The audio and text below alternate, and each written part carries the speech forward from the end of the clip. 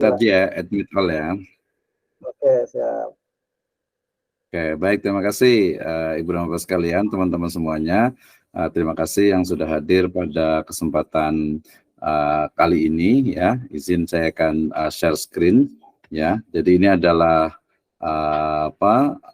ruang diskusi kita, sehingga saya harapkan nanti semuanya bisa aktif dan juga bisa menanyakan. Saya hanya memberikan semacam pemantik untuk pembahasan pada kali ini ya. Baik. Ini kaitannya dengan menulis buku ya, baik itu yang sifatnya jurnal, kemudian juga skripsi, tesis, disertasi, dan juga buku. Baik, saya mulakan. Bismillahirrahmanirrahim. Assalamualaikum warahmatullahi wabarakatuh. Waalaikumsalam warahmatullahi wabarakatuh.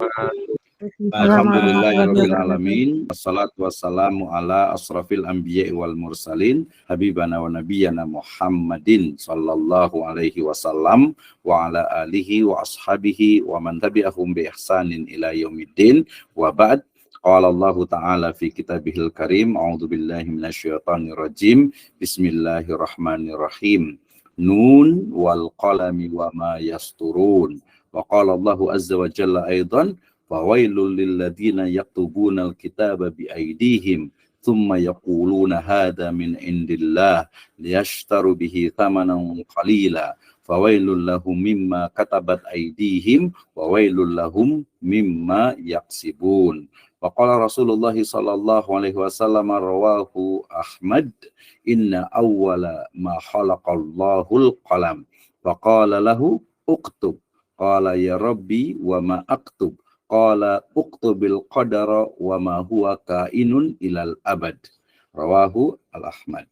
Wa aidan qala Rasulullah sallallahu alaihi wasallam, idza matal insanu in qata anhu amaluhu illa min salasatin, illa min sadaqatin jariyatin aw ilmin yuntafa'u bi aw waladin salih yad'ulah.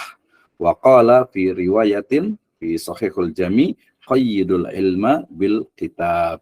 Wa ba'dul ulama yaqulun kama qala yakni Imam Asy-Syafi'i wa aidan Imam Al-Malik, uktub fa walladhi nafsi biyadihi ma kharaja minhu illa haq.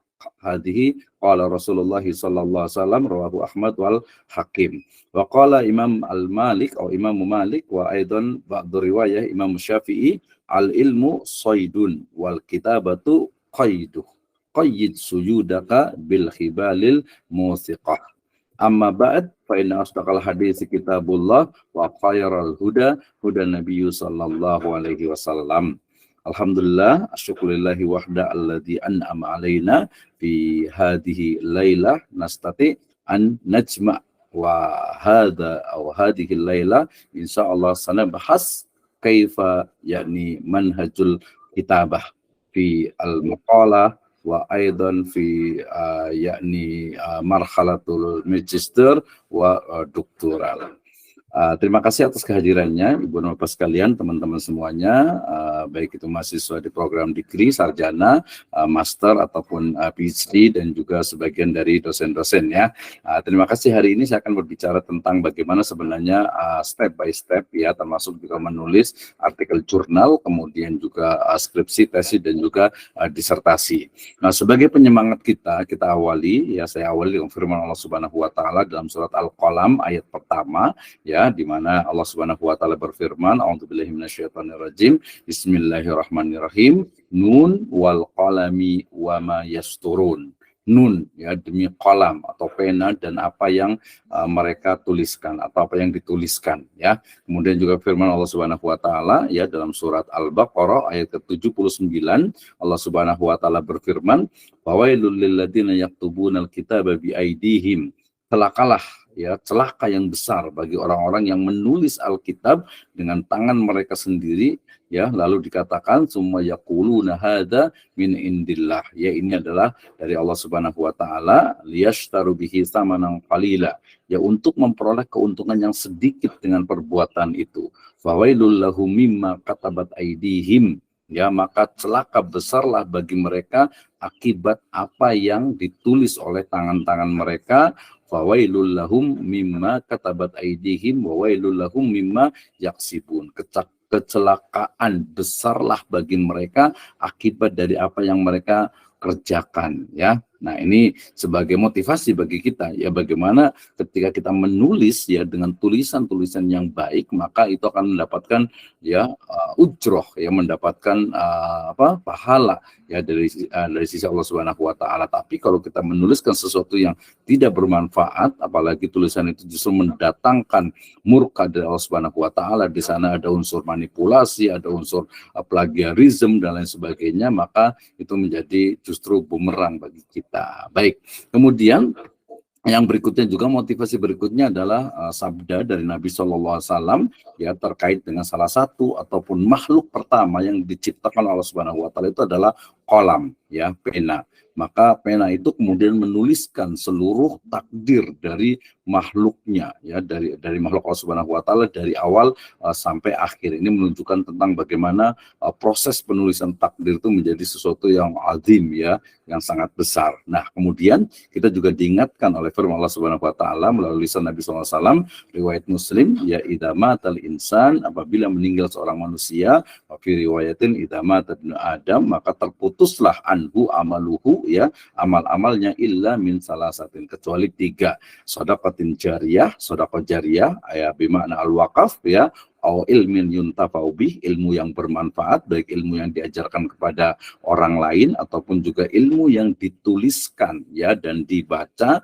ya, dilaksanakan oleh orang lain, awaladin soleh, ya, daulah, dan juga doa dari anak-anak yang soleh, ya, baik anak secara biologis ataupun anak ideologis yang mendoakan kita. Dan qayyidul ilma bil kitab, kama qala Rasulullah SAW, ya, jagalah ilmu dengan menuliskannya. Dan saya mendapatkan hikmah yang sangat luar biasa, ya, dengan sabda Nabi yang mulia ini, qayyidul ilma bil kitab, jagalah ilmu dengan menulis. Ternyata menulis itu bukan hanya untuk orang lain, ya, tetapi juga untuk diri kita sendiri, ya.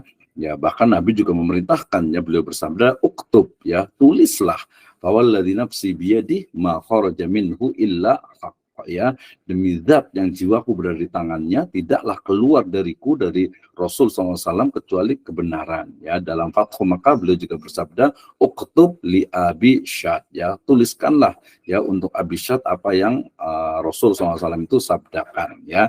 Kemudian juga Imam Malik dan Imam Syafi'i juga, ini yang sudah sering sekali kita dengar, al ilmu saydun, ya, bahwa ilmu itu seperti buruan, ya, maka menulis wal kitabatu qaiduh, ya. Jadi tulisan itu adalah pengikatnya. Maka qayyid suyudaka bil hibalil musiqah, ya. Jadi ikatlah binatang buruanmu dengan tali-tali yang kuat. Artinya ilmu itu ya harus diikat, ya, harus dijaga, ya, dilestarikan, bahkan dikembangkan tentu saja dengan berbagai bentuk tulisan. Nah, dari sini kemudian saya memperkenalkan dengan satu metode bagaimana cara kita menulis jurnal, kemudian juga skripsi, kemudian juga tesis, dan juga disertasi, serta makalah secara umum dengan metodenya yang juga adalah tulis, ya, TULISS.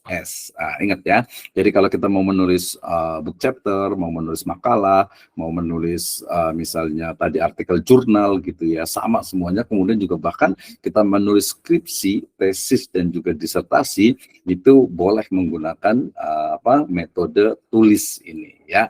Oke, T yang pertama, tulis itu adalah tentukan tema dan topik, ya. We know what difference between theme and topic, ya. Jadi kita harus tahu bedakan antara tema dan topik. Kalau dalam penulisan, ya, baik itu skripsi, tesis, dan disertasi, kita harus pahami tentang judul dan juga tema, ya. Tema itu tidak akan berubah, tetapi judul itu akan berubah, ya. Jadi ketika mengajukan judul, baik itu di skripsi, tesis, ataupun disertasi, jangan khawatir. Judul itu bahkan di level PhD, di level doktoral, ya, ketika sudah sampai kepada promosi doktor pun judul itu bisa berubah, ya. Kita husnudonnya adalah karena reviewer ataupun penguji, supervisor itu biasanya memang menguji kita, gitu, ya, untuk apakah menguasai berbagai topik, berbagai tema, berbagai metode atau tidak, ya. Yang pasti ketika Anda semuanya ingin menulis jurnal, kemudian skripsi, tesis atau disertasi, pastikan bahwa temanya itu dia sudah jelas, biasa nanti terkait dengan prodi ya, program studinya, kemudian juga topiknya juga bagian dari disiplin ilmu atau rumpun ilmu yang kita miliki, sehingga nanti kalau ada mungkin ya biasanya di level S1 ataupun S2 ya, biasanya itu tulisannya itu kadang temanya itu berbeda dengan program studinya. Padahal program studi misalnya di sini adalah pendidikan agama Islam gitu ya. Tapi kemudian menulis itu lebih banyak ke ekonomi atau lebih banyak ke syariah atau mungkin ke dakwah dan sebagainya. Nah, ini biasanya ya tentu saja ditolak gitu ya. Walaupun biasanya ditolak itu mungkin lebih tepatnya sebenarnya diarahkan ya, bahwasanya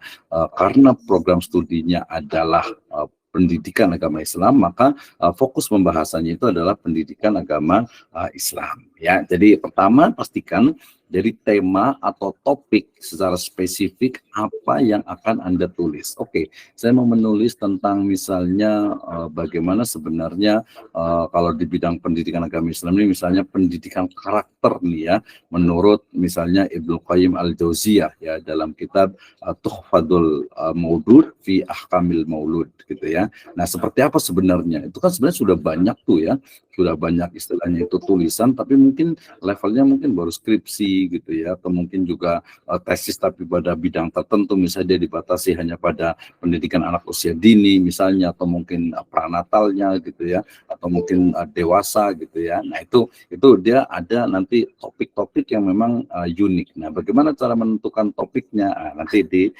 berikutnya ya, di bagian berikutnya. Jadi yang pertama pastikan ketika Anda mau menulis jurnal, mau menulis skripsi, tesis dan disertasi, tema besarnya apa, kemudian topik yang lebih spesifiknya itu apa gitu ya. Nah, untuk mendapatkan itu ya, atau untuk memilih dari tema yang besar kepada topik itu, maka urutkan isi tulisan itu dengan bantuan outline. Nanti sebenarnya ada penjelasannya masing-masingnya ya. Jadi yang kedua itu adalah kita membuat outline ya. Outline itu artinya bagian-bagian unsur-unsur dari tema utama yang kemudian nanti kita akan memilih bagian mana yang akan kita tuliskan ya.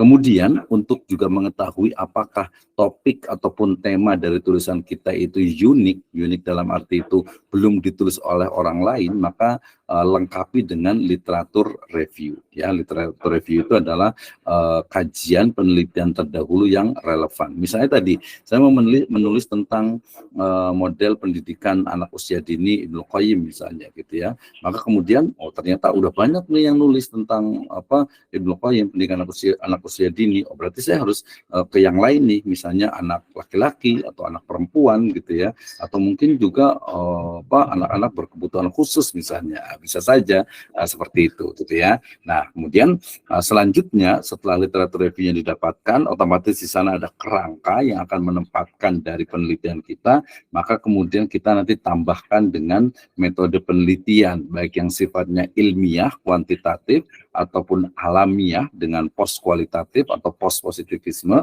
kualitatifnya, kemudian ataupun juga secara ilahiyah normatif ya. Nah, itu I-nya ya, tulis. Kemudian S-nya adalah sistematika penulisan dan analisis mendalam. Ini biasanya di akhir bab 1, kalau deskripsi, tesis dan disertasi itu selalu ada sistematika penulisan dan juga nanti ada analisis mendalam. Analisis mendalam itu maksudnya tadi dengan penggunaan metode yang tepat, maka otomatis deep analysisnya itu akan sangat kuat. Nah, kalau dalam penulisan jurnal, biasa terakhir itu adalah sesuaikan dengan template dan standar tulisan ilmiah ya. Kalau bedanya jurnal itu kan dia punya gaya selingkung yang memang masing-masing itu dia setiap jurnal itu berbeda-beda, walaupun secara garis besar itu ya sama gitu. Nanti saya akan kasih contoh juga, kebetulan saya sedang mereview 3 jurnal gitu ya, menarik sekali, but all in English ya. Oke, kita mulai dari yang pertama. Jadi yang pertama tadi ketika kita menulis artikel jurnal, baik itu skripsi, tesis ataupun disertasi gitu ya. Yang pertama adalah tentukan tema dan juga topiknya. Ingat ya, untuk menentukan tema dan topik itu sebaiknya memilih apa? Yaitu topik yang kita sukai ya, yang juga topik yang memang kita senang ya, kita senang, kita suka, kita interest, pokoknya yang bikin kita penasaran gitu ya. Nah, cinta di situ tentu saja ya. Kemudian yang kedua adalah objek data ya, itu dekat dengan penulis. Artinya ini biasa pertimbangannya adalah waktu, tempat, tenaga gitu ya. Waktu, tempat, tenaga, kemudian keuangan tentu saja. Maka ya objek penelitiannya cari ya jangan terlalu sulit, tapi juga ya jangan juga kalau bisa itu biasanya jangan misalnya oh saya mau pengen gampang nelitinya di pesantren saya aja gitu ya, di sekolah saya aja gitu. Nah ini biasanya akan muncul bias ya, atau akan muncul ya mungkin bisa sebetulnya kurang objektif karena penelitian sendiri gitu ya. Artinya kita tahu tiap hari gitu. Jadi kadang ada muncul bias walaupun tidak semuanya gitu ya. Nah, itu jadi tapi intinya adalah pilih atau cari objek yang memang mudah untuk didapatkan datanya gitu ya. Nah, misalnya wah saya pengen keren nih ya, saya mau menulis tentang madrasah di Singapura misalnya. Wih, keren banget temanya, tapi kesananya pakai ongkos gitu, belum lagi tenaganya, belum lagi nanti keterbatasan bahasa atau mungkin juga dari sisi kebijakan government yang ada di sana berbeda. Mendingan udahlah kalau Bogor ya berarti di Bogor, tapi nanti cari yang memang topiknya itu menarik ya. Nah bisa juga sih beberapa yang mungkin mahasiswa atau peneliti yang ingin mungkin menantang gitu, challenging gitu ya. Jadi penasaran dan menantang. Jadi tema dan topik yang mungkin bikin wah saya mau bikin tentang misalnya madrasah di Maldives misalnya, di Maladewa gitu ya. Kayak gimana sih sebenarnya madrasah di sana, bukan challenging banget gitu ya. Atau mungkin yang suka ini biasanya di Kanekes sana di Baduy itu ada namanya MTS ya, Madrasah Sanawiyah Alam Bibitan gitu ya. Kayaknya nih unik juga nih, walaupun dari sini dari Bogor ke sana sampai mungkin 3 sampai 4 jam naik motor gitu ya. Tapi challenging gitu ya, menantang gitu. Ini kayak gimana sih kok ada madrasah seperti itu di sana gitu ya. Nah, tentu saja nanti pertimbangannya adalah waktu dan juga dananya gitu ya.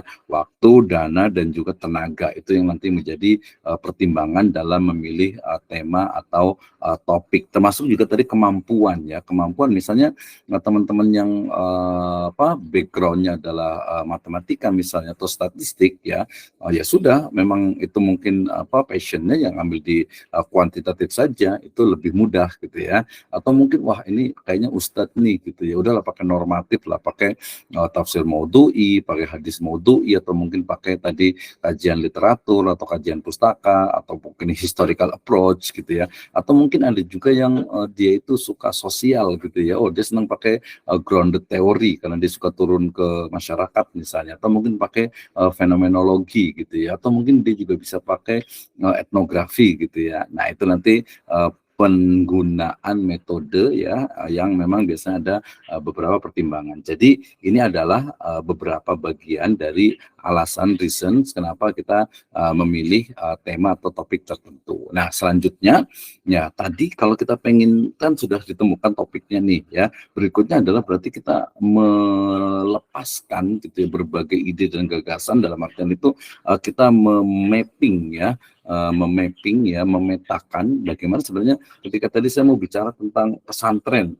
Pesantren kan banyak banget ya, pesantren mungkin dari sisi pengelolaan asramanya, cateringnya, laundrynya, pendidikannya, tahfidnya, bahasa Arabnya, kemandiriannya, kemudian juga mungkin dari sisi perilakunya gitu ya, kemudian juga tantangannya dan lain sebagainya, itu kan banyak gitu. Jadi kita buat map, di tengahnya adalah topik utama, kemudian ke kiri, ke kanan, ke atas, ke bawah itu sebagai elemen-elemen atau unsur-unsur atau subtopik yang nanti kita akan pilih ya. Kita akan pilih semuanya menjadi sistematis atau mungkin kita hanya gunakan beberapa saja ya. Berarti di sini bisa menggunakan dalam mapping ini, yaitu bisa menggunakan mind map gitu ya, atau mungkin bisa menggunakan juga daftar isi sementara. Jadi kayak daftar isi tapi kemudian dia sementara, jadi dia dinamis, bisa berubah-berubah ya. Kemudian tentu saja di sana ada imajinasi dan juga idea ya, yang biasanya ini menjadi original dari penulis ya. jangan lupa juga penggunaan literatur review untuk memosisikan dari penelitian kita. Ya, misalnya tadi saya mau meneliti misalnya ini terbaru tentang manajemen SDM di pesantren ya, berbasis Maqasid Syariah ya, atau nggak usah pakai Maqasid Syariah lah ya. Jadi manajemen sumber daya manusia di pesantren. Ya, bagaimana sih sebenarnya misalnya pet carrier di pesantren gitu ya, atau mungkin tupoksinya, bagaimana mengukur kinerjanya, bagaimana selection-nya, bagaimana rekrutmennya, kemudian juga bagaimana compensation and benefit-nya, bagaimana industrial relation-nya ya. Nah, semuanya itu kan bisa dikaji gitu ya. Itu baru pesantren, belum lagi sekolah dan lembaga pendidikan yang lainnya. Nah, termasuk tadi literatur review itu sebenarnya juga kita bisa ambil idenya itu adalah dari rekomendasi penulis lain. Jadi kalau kita menulis kemudian juga membaca ya dari penelitian deskripsi, tesis ataupun disertasi di bab kelima biasanya itu ada rekomendasi. Ya biasanya karena keterbatasan dari penyusunan skripsi atau tesis ini atau disertasi ini, maka kami merekomendasikan bagi peneliti berikutnya untuk meneliti pada bagian-bagian ini yang belum diteliti. Nah dari situ juga kita bisa ambil semacam apa ya, topik dan juga subtopik ya, atau menjadi sebuah outline-nya. Baik, nah kemudian ini tadi yang saya sebut dengan lengkapi dengan literatur review ya, karena jurnal, karena skripsi, tesis dan disertasi, maka literatur review must ya, menjadi sebuah kewajiban ya, bahkan fardu ain gitu kali ya bahasanya itu ya.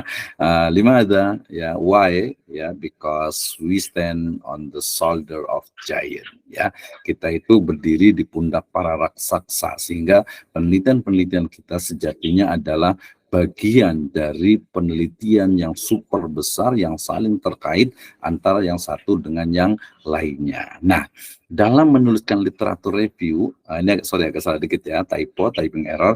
Literatur review ini biasanya di bab kedua ya, setelah kajian, setelah kerangka teori, kerangka pemikiran, landasan teori, landasan pemikiran. Nah, dalam literatur review ini tulisan yang memiliki tema dan topik yang sama. Misalnya tadi, saya mau meneliti tentang misalnya entrepreneur di pesantren.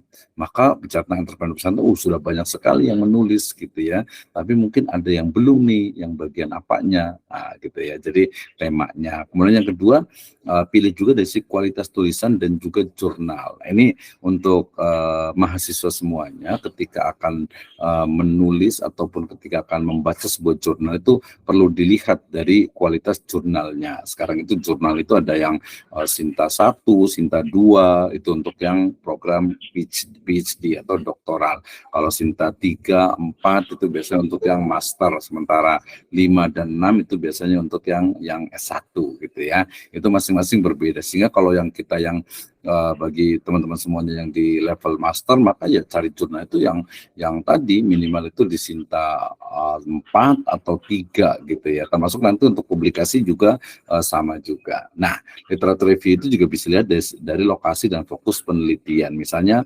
sudah melakukan penelitian misalnya di pesantren Sirojul Falah misalnya gitu ya. Oh ternyata yang meneliti di Sirojul Falah ini cukup banyak gitu, sehingga tapi beda nih dengan yang akan saya lakukan penelitian. Nah itu juga bisa menjadi literatur review. Demikian juga metode penelitian yang digunakan. Misalnya saya membuat penelitian misalnya di pesantren Sidogiri misalnya gitu ya, dengan metode penelitian fenomenologi ya, melihat fenomena yang ada kemudian menganalisisnya ya dengan kualitatif analisis misalnya. Oh ternyata ada nih di sana penelitian di pesantren Sidogiri, tapi ternyata tidak menggunakan fenomenologi gitu ya.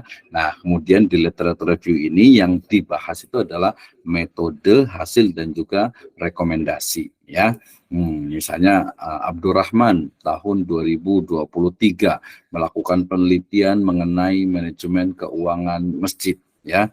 Nah, metode yang digunakan adalah deskriptif kualitatif, sederhana banget ya, nggak menggunakan grounded theory ya, di mana ya melihat fenomena dari pengelolaan keuangan masjid kemudian mengambil kesimpulan dan melahirkan atau merumuskan sebuah teori tentang standar dari keuangan masjid, standar laporan keuangan masjid. ya. Nah, itu ya, hasil dari penelitiannya adalah bahwa saat ini belum ada standar untuk laporan keuangan masjid, sehingga perlu diadakan ya standar, merumuskan dari standar laporan keuangan masjid ya. Atau mungkin bisa juga ya, misalnya metode, misalnya satu lagi, misalnya siapa ya, Aisyah misalnya melakukan penelitian mengenai metode pembelajaran anak usia dini di TK gitu ya.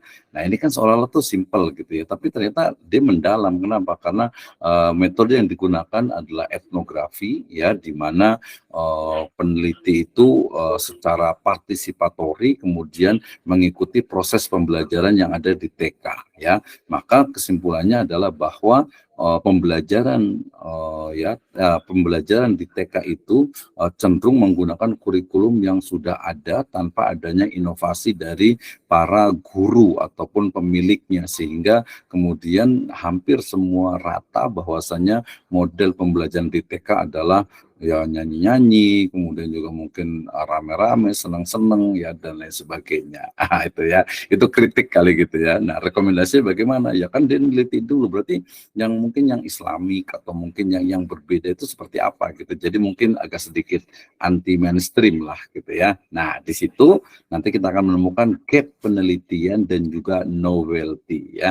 Novelty ini yang wajib itu ada di doktoral, di S3 gitu ya. Jadi harus ada kebaruan, harus ada inovasi, harus ada sesuatu yang bisa ditemukan. Misalnya tadi ternyata menemukan model pembelajaran TK misalnya itu PAUD misalnya itu nggak pakai nyanyi misalnya gitu ya, atau mungkin juga dia gambar-gambarnya itu pakai virtual reality VR misalnya gitu ya, atau mungkin pembelajaran matematika berbasis Al-Qur'an gitu ya, atau menghafal Al-Qur'an berbasis misalnya berbasis teknologi ya, gitu. Jadi ada sesuatu yang baru, dan dalam dunia akademik itu nggak aneh gitu ya, dalam artian itu ya memang harus seperti itu, harus ada tesis, harus ada harus ada antitesis, dan juga harus ada sintesis gitu ya.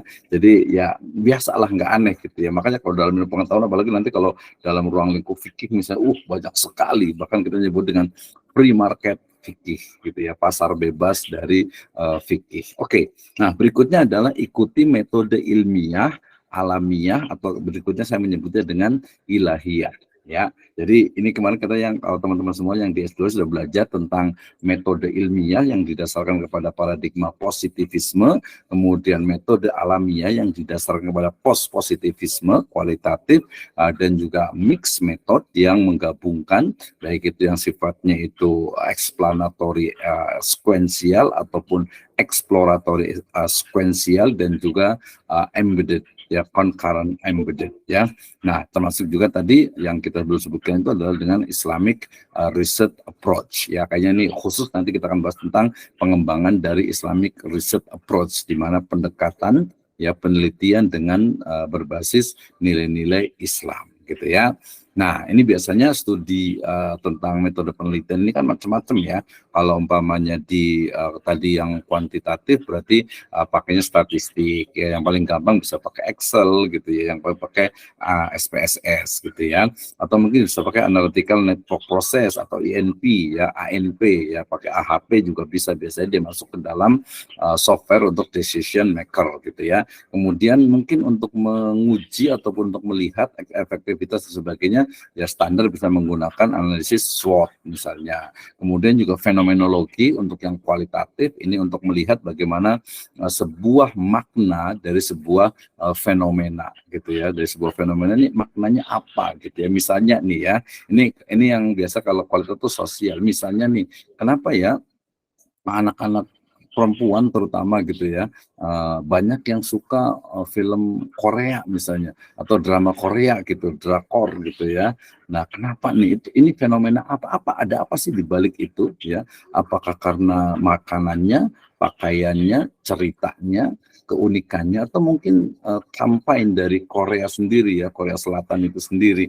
Nah, itu di fenomenologi. Sedangkan etnografi biasanya dia lebih kepada mencari makna dengan berpartisipasi ya secara langsung kepada ya subjek penelitian. Dalam kualitatif bukan objek tetapi subjek. Misalnya nih, wah ini kayaknya sekarang lagi ramai-ramai tentang Palestina kan ya gitu ya.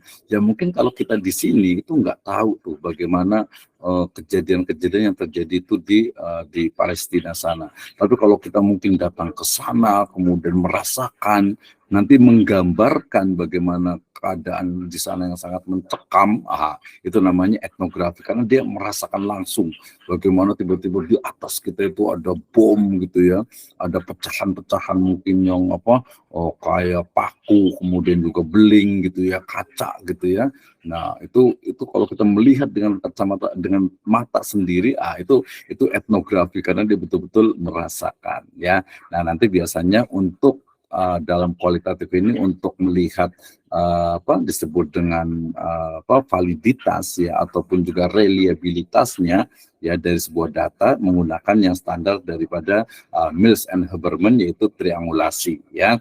Nah ini yang saya sebut dengan Islamic Research Approach ya, biasanya menggunakan usul fikih, maqasid syariah dan juga Islamic Science. Oke. Nah, kemudian sistematika penulisan ini menjadi penting dan juga analisis mendalam, terutama nanti biasanya dari sisi deep analisisnya. Tentu saja dia penulisannya harus logis, sistematis ya. Kemudian juga menggunakan EYD pasti karena ini adalah jurnal ilmiah, skripsi, tesis dan disertasi, dan mengoreksi setiap kesalahan aksara. Ini yang tadi saya sebut dengan bahwa qayyidul ilma bil kitab ya, bil kitabah, ini salah satunya adalah ini ya. Jadi semakin kita sering menulis itu semakin tahu bahwasanya beda antara lembab ya dengan lembab gitu ya, antara mempesona dengan memesona gitu ya, antara mungkin di atas ya yang dipisahkan dengan dijual yang disambungkan. Demikian juga pilihan diksi ya dalam sebuah kata itu akan terus meningkat ketika kita terbiasa menulis ya. Ketika mengatakan istilahnya itu kata-kata yang mungkin simpel, sederhana, memeriksa, meneliti, meriset, menelisik, itu pilihan-pilihan kata, diksi yang menurut saya itu akan semakin berkembang ketika kita memang terbiasa untuk menulis ya. Nah, jadi kalau untuk menulis skripsi, tesis dan disertasi ya, pertama tentukan temanya, yang kedua buat outline-nya, kemudian tulis subbagiannya, ya tulis sesuai dengan kaidah EYD, kemudian review, edit, review, edit, review, edit, atau tulis, review, edit, tulis, review, edit, tulis, review, edit sampai selesai ya. Nah untuk mencari ya referensi, zaman sekarang udah nggak ada masalah lagi tuh ya, semuanya sudah sangat mudah, bahkan sekarang dengan ChatGPT, dengan Bing, dengan Bard dari Google gitu ya, semua akan memudahkan. Kalau biasanya terbagi menjadi dua, kalau generasi baby boomer dengan generasi milenial awal, biasanya itu dia akan kesulitan untuk mencari referensi ya. Tapi kalau sudah generasi Z, generasi Y, generasi Y, ya sampai generasi alpha dan beta, berarti mereka yang diperlukan adalah kecerdasan dalam memilih informasi dan juga sumber referensi. Nah, kita yang mana nih?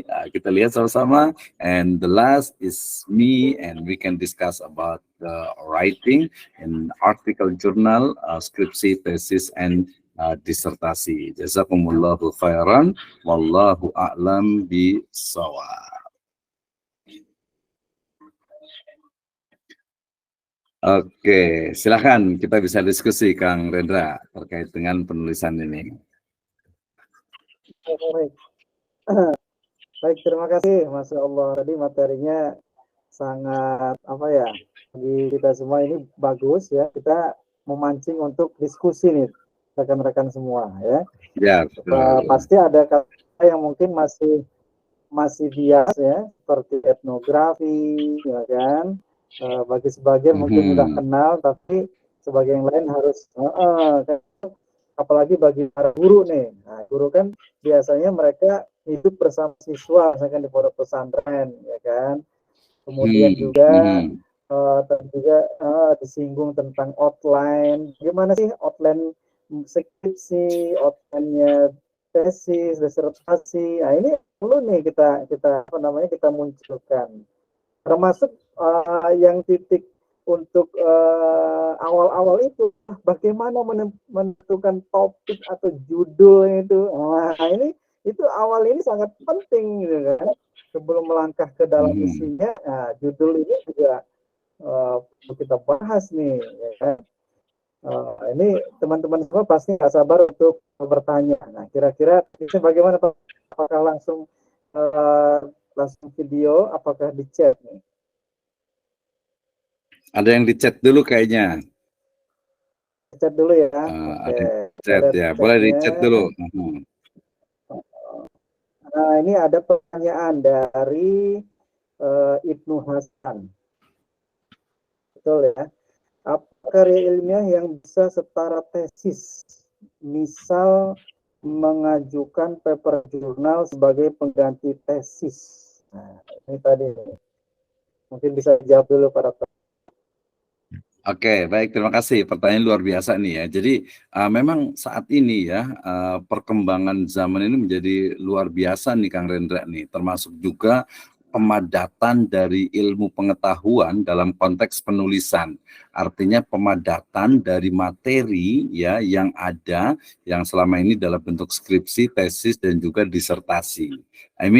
Maksudnya adalah bahwa saya sebutkan bahwa skripsi, tesis, dan juga disertasi ke depan bisa jadi hanya 10 halaman. Gitu ya, 10 halaman. Kenapa? Ya faktanya adalah ketika seseorang itu menulis skripsi dan tesis terutama itu ya, itu yang paling banyak itu adalah di bab kedua.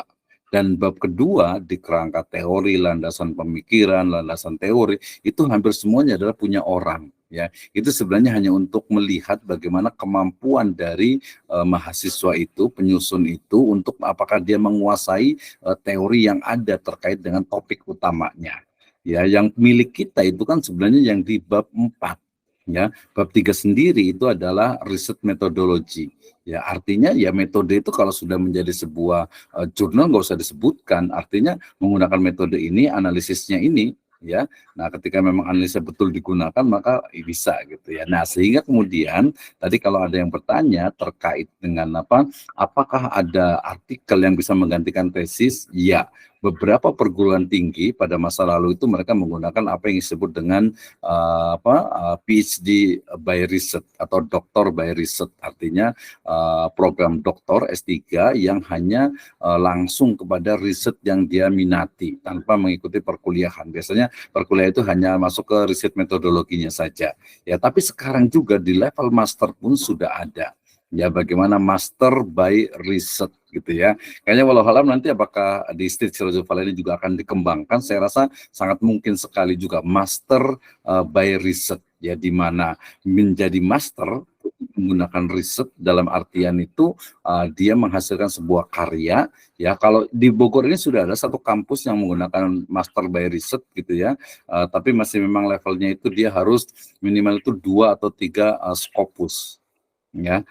Dan kemarin juga alhamdulillah ada kebetulan mahasiswi gitu ya yang sudah lulus juga dengan menggunakan master by research. Jadi dia nggak ikut kuliah, dia hanya ikut kuliah di metode penelitian saja, tapi kemudian membuat riset dan kalau nggak salah dia itu untuk dapat 2 Scopus gitu ya, 2 Scopus ya. Kemudian itu di kampus di Bogor ini ya, kampus ekonomi syariah yang cukup terkemuka gitu ya. Kemudian di Universitas Erlangga juga, di sana juga ada teman juga yang baru lulus juga, itu juga doktoral by research ya. Jadi dia kalau nggak salah 5 Scopus yang ya tinggal kuliah itu tinggal di riset metodologi. Gitu ya. Jadi sangat mungkin ya untuk mengganti tesis itu dengan artikel jurnal yang tentu saja memiliki kualitas. Karena tadi kalau tesis tapi juga bab 3, bab 2-nya terlalu tebal dan dia tidak menguasai ya sayang juga gitu ya. Jadi kurang gitu ya. Jadi lebih baik ya udah fokus ke sana dan itu sangat memungkinkan. Oke, itu ya. Jadi sangat mungkin dan itu sekarang sudah cukup banyak ya, baik itu doktor by research ataupun master by research. Oke, silakan yang berikutnya kan Anda. Mau yang di chat room dulu atau yang di ini dulu? Masih ada di chat room. Ini ada satu lagi ya. Nah, termasuk tadi Pak Ibnu Hasan itu menanyakan bagaimana mengajukan SIFA atau SIFA fresh. Nah, nanti kita bisa ini ikut di chapter itu mungkin ya. chapter Oh iya karena betul. dan juga oke. Karena Pak Ibnu Hasan ini sedang menempuh semester 3 Pak Dokter. Baik, ada pertanyaan Oke. dari Ibu Pupun Enggak, yang ini Purna dulu Kang Renda, yang situ dulu. ya, Mungkin yang dijelaskan dulu yang Pak Ibnu Hasan ini, karena kan ini baik tentang informasi jurnal Sifa ya. Kalau jurnal Sifa, ya. alhamdulillah untuk yang Edu Sifa itu kan sudah kita baru masuk ke Sinta berapa kemarin lupa tuh, Sinta 4 kalau nggak salah itu ya. Nanti Betul. itu tinggal buka di jurnal Sifa sifabogor.ac.id, itu tinggal submit di situ. Ya, jadi sangat Nah, mudah.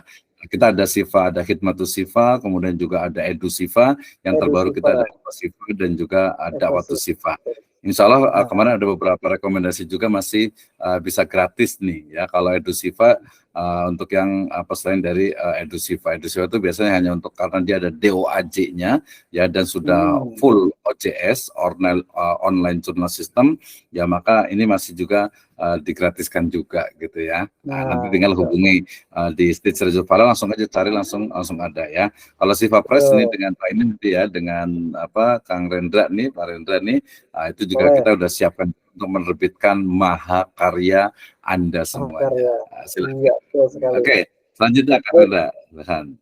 lanjut ada pertanyaan dari Ibu Pupun tadi. Ibu Pupun ya ini Mhm. bertanya mengenai berapa banyak populasi sampel yang akan kita ambil jika mengetahui hasil siswa pada tesis. Jadi, Oke, terima kasih ya Bu Pupun ya, luar biasa sekali ya. Ini adalah terkait dengan kuantitatif dan juga teknik sampling gitu ya. Jadi berapa nih sampel yang kita gunakan? Nah, sebenarnya ini banyak sekali teori ya. Pada masa lalu misalnya Suharsi Marikonto itu menyebutnya dengan persentasi gitu ya. Dari mulai 20, 25 sampai 30%. Tetapi kemudian ada beberapa perkembangan juga, sebenarnya bukan lagi persentasi tetapi memang standar dari sampling yang memang mewakili daripada populasi ya. Nah, biasanya yang terjadi dalam penelitian kuantitatif itu sering sekali itu adalah accident sampling ya, di mana pola sampelnya itu yang ada saja gitu ya, tidak menggunakan random sampling ya, sehingga kemudian sampel biasanya kalau untuk tesis ya standar itu paling sedikit itu sebenarnya 30 gitu ya, 30, tapi kalau menurut saya 30 terlalu sedikit gitu ya, standar 100 lah gitu ya untuk tesis, tapi ya masih juga sih ada yang bisa menerima juga 30 sampai ke 50 gitu ya, tapi kalau saran saya sih 50 sampai 100 agar memang keterwakilannya itu cukup bagus. Tapi ya lihat juga gini, maksud saya itu kan tadi penentuan sampel itu kan ditentukan oleh populasi. Nah, kalau misalnya tesisnya itu cuma satu sekolahan, ya menurut saya agak sayang gitu. Jadi sebaiknya kalau tesis itu ya jangan satu sekolahan, boleh satu sekolahan, satu kelas lagi gitu ya, satu level, satu ini sayang gitu. Jadi usahakan ya nama juga S2 ya 2 sekolahan lah gitu ya, 2 sekolahan dengan pilihannya juga bukan purposive gitu ya, bukan artinya itu yang deket yang kenal, yang punya keluarga, jangan gitu ya. Tapi ada reason, ada alasan bahwa kenapa memilih sekolahan ini. Sekali lagi berarti sampel itu akan sangat ditentukan oleh jumlah dari populasi yang ada. Nah, populasi ini sebaiknya dalam sebuah tesis itu ya bukan hanya dari satu sekolahan, dari satu lembaga gitu, tapi minimalnya itu 2 gitu ya, 2 sehingga nanti lebih luas cakupannya, sehingga ya standar itu bisa sampai 50 atau 100 sampelnya. Nah, itu ya, walaupun tidak membatasi sebenarnya gitu. Oke, terima iya. kasih. Demikian Bu Purnawati, bisa dicerap nanti bisa hubungi kembali ya. Kemudian yang selanjutnya, Barakallahu fikum Ustaz, izin konsultasi Ustaz. Ana menemukan jurnal ini dari Ibu Raudatun Nisa ya. Beliau menemukan jurnal yang konsepnya mau dijadikan rujukan utama. Nah, tapi ada kendalanya ketika ditulis ke tesis bingung. Nah, untuk tulis landasan teorinya. Nah, ada solusinya tidak Ustaz? Landasan teori yang benar. Nah, itu pertanyaan utama. Oke, ya kalau apa solusinya pasti selalu ada gitu ya. Jadi solusi tesis itu selalu ada. Jadi ini tapi sebenarnya harus dipastikan dulu nih, artinya jurnal yang akan menjadi referensi utama ini dia sebagai apa gitu ya?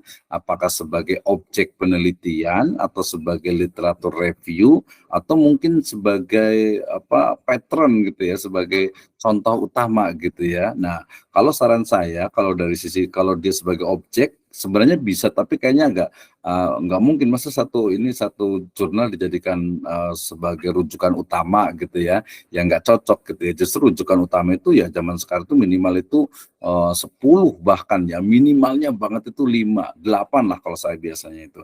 Ya standar itu adalah 10 jurnal yang menjadi literatur review kita. Nah, jadi ini perlu dijelaskan kembali nih tentang kenapa satu jurnal ini menemukan jurnal yang konsepnya mau dijadikan rujukan, bukan rujukan utama, tapi sebagai contoh gitu ya, sebagai contoh bukan rujukan utama. Ya rujukan utama nanti ya kalau tadi hanya satu jurnal pasti akan kebingungan dalam melakukan memilih landasan teori. Padahal landasan teori itu kan apa terkait dengan definisi operasional, kemudian juga variabel-variabel yang kemudian tersusun terkoneksi antara satu dengan yang lainnya sehingga kemudian melahirkan sebuah teori yang kita bisa gunakan untuk menganalisis atau menjadi dasar dari cara kita berpikir gitu ya. Nah, ini mungkin bisa Bu Rotonisa bisa lebih spesifik nih, kira-kira teori seperti apa nih yang mungkin perlu diinikan, yang mau dicari, karena sebenarnya sih harusnya kalau di jurnal yang bagus otomatis landasan teorinya itu ada, tetapi perlu kita pahami bahwa yang namanya jurnal itu dia terbatas, dia memang sangat spesifik sehingga mungkin hanya satu atau dua teori yang digunakan. Ya, misalnya tadi ya ketika saya mau menulis tentang misalnya pendidikan anak usia dini, jangan pendidikan anak berkebutuhan khusus misalnya, gitu kan ya, ABK anak berkebutuhan khusus. Nah, ketika bicara tentang anak kebutuhan khusus berarti saya bicara tentang teori tentang specific education ya, pendidikan khusus ya, pendidikan khusus. Nah, berarti kan teori tentang pendidikan khusus itu cukup banyak gitu kan. Jadi nggak bisa hanya satu saja ya. Kemudian juga apalagi nanti kalau kita leverage dalam perspektif Islam misalnya gitu. Jadi ini mungkin boleh ditambahkan lagi landasan teori yang seperti apa. Adakah solusi menulis landasan teori dengan benar? Ya, solusi untuk menulis landasan teori yang benar ya Kang Rendrani ya, dan juga penulis ya dan penanya ini biasanya terkait dengan topik kita. Jadi kan topik kita ya itu apa. Nah, kemudian hal-hal yang terkait dengan topik kita, misalnya gini, kalau umpamanya kuantitatif berarti kan ada variabel X1, X2 dan Y. Nah, otomatis dalam variabel X1 itu selalunya ada yang disebut dengan indikator-indikator. Nah, indikator-indikator itu kan dia dibangun atau diperoleh dari berbagai teori yang dikembangkan oleh para ahli, termasuk juga diambil dari beberapa jurnal. Itu yang variabel X1-nya. Kemudian variabel X2-nya juga sama, dan juga variabel yang Y-nya itu di kuantitatif. Kalau di kualitatif berarti dia terkait dengan sebuah teori. Misalnya saya mau melihat tentang fenomena tawuran ya. Kira-kira tawuran ini sebenarnya ada apa sih di balik tawuran ini? Nah, gitu kan. Nah, maka otomatis saya akan berbicara atau saya akan menggali tentang teori-teori tentang misalnya psikologi perkembangan, kemudian juga pengaruh mungkin teman gitu ya, kemudian juga lingkungan, kemudian juga orang tua, atau mungkin juga bisa dilihat dari sisi misalnya itu model pendidikan yang diterapkan baik itu di rumah ataupun di sekolah. Nah, teori-teori itu ya kemudian kita kembangkan, kita jadikan untuk dasar sekaligus landasan dalam membangun dan juga menganalisis topik utama kita ya, baik itu dalam tesis, skripsi, tesis ataupun disertasi. Jadi landasan teori. Yang paling mudah landasan teori itu berangkat dari kerangka konseptual ataupun definisi operasional. Dari definisi operasional itu kemudian dikembangkan dari indikator-indikator yang ada, kemudian akan menemukan berbagai teori yang terkait dengan topik utama tersebut. Misalnya lagi nih, saya mau tadi meneliti tentang misalnya tadi balik lagi tentang kecerdasan misalnya, tentang kecerdasan. Sebenarnya yang paling dominan mempengaruhi kecerdasan itu apa sih? Gitu ya. apakah gen, apakah golongan darah, apakah mungkin mungkin dari sisi metode belajar, ya cara belajar, lingkungan, keluarga, ya atau mungkin bisa jadi media, gitu ya. Nah, maka kemudian saya akan berbicara tentang bagaimana pendapat-pendapat, teori-teori yang dikemukakan oleh para pendapat terkait dengan pengaruh media, pengaruh gen, pengaruh orang tua, pengaruh teman, pengaruh model pendidikan, ya, pengaruh lingkungan terhadap kecerdasan dari seseorang. Nah, itu ya. Jadi landasan teori ini yaitu ada di bab kedua yang menjelaskan tentang berbagai teori yang terkait dengan topik utama tulisan kita. Oke, terima kasih Kang Reza. Nah, ini Pak Ibnu Hasan, terima kasih ya sudah pasti istilahnya itu sudah ada di buku penerbit mayor ya, luar biasa. Iya, betul. Masya Allah. Ini mudah-mudahan bisa diserap tuh apa yang disampaikan oleh Bapak Dokter tadi, ini luar biasa, dan ada apa namanya landasan teori itu ya, menjelaskan dari bab 1 kan, itu termasuk ditulis kan apa yang ada dijadikan landasan-landasan, kemudian ketiga itu nanti akan diambil metodenya, ya kan, metode apa untuk dibahas bab 4 nanti, seperti itu. Nah, mudah-mudahan yang disampaikan Bapak Dokter tadi bisa lanjut ya, bisa berlanjut di di WhatsApp ataupun di kanal lainnya ya. Iya, harus sering-sering nih kanal ini. Sering ya. Nanti, ini rencana setiap malam Selasa ya.